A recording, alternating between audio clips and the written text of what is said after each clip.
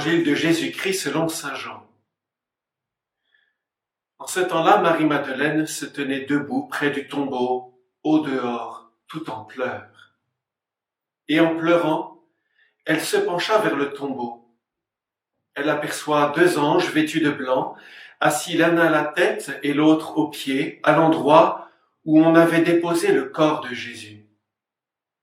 Ils lui demandent « Femme, pourquoi pleures-tu » Elle leur répond « On a enlevé mon Seigneur et je ne sais pas où on l'a déposé. » Ayant dit cela, elle se retourna. Elle aperçoit Jésus qui se tenait là, mais elle ne savait pas que c'était Jésus. Jésus lui dit « Femme, pourquoi pleures-tu? Qui cherches-tu » Le prenant pour le jardinier, elle lui répond « Si c'est toi qui l'as emporté, dis-moi où tu l'as déposé, et moi j'irai le prendre. » Jésus lui dit alors « Marie ». S'étant retournée, elle lui dit en hébreu « Rabouni », c'est-à-dire « maître ». Jésus reprend « Ne me retiens pas, car je ne suis pas encore monté vers le Père. Va trouver mes frères pour leur dire que je monte vers mon Père et votre Père, vers mon Dieu et votre Dieu. » Marie-Madeleine s'en va donc annoncer aux disciples « J'ai vu le Seigneur » et elle raconta ce qu'il lui avait dit. Acclamons la parole de Dieu. C'est Jésus ressuscité qui me donne la vie, entré dans l'éternité.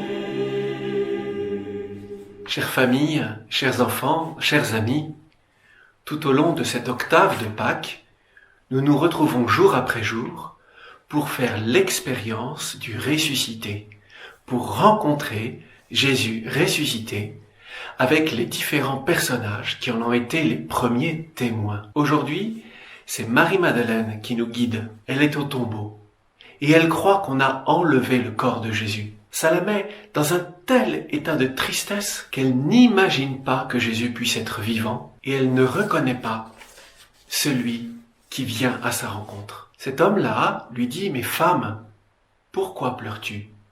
Qui cherches-tu » Et là, on voit quelque chose de très beau. Chez Marie-Madeleine, on voit qu'elle est à la recherche de Jésus. Le problème, c'est qu'elle cherche Jésus parmi les morts. Elle est prête à aller reprendre le corps de Jésus si jamais quelqu'un l'a enlevé. Mais elle n'imagine pas que Jésus puisse être vivant. Jésus le voit, et là, il va dire quelque chose de magnifique. Il va simplement dire « Marie ».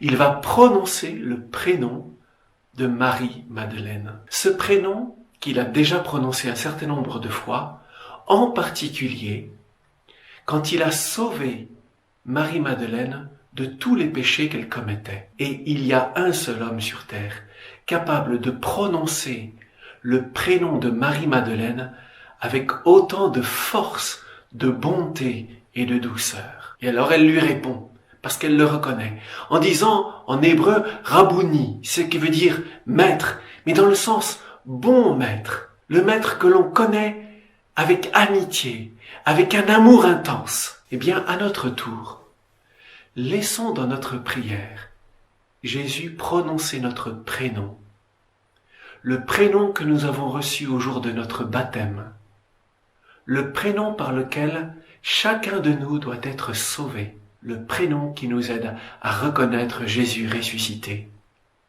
le prénom qui nous permet de dire « Jésus, je crois en toi, tu es mon Maître, mon Seigneur et mon Dieu, je t'aime. » Amen. C'est Jésus ressuscité qui me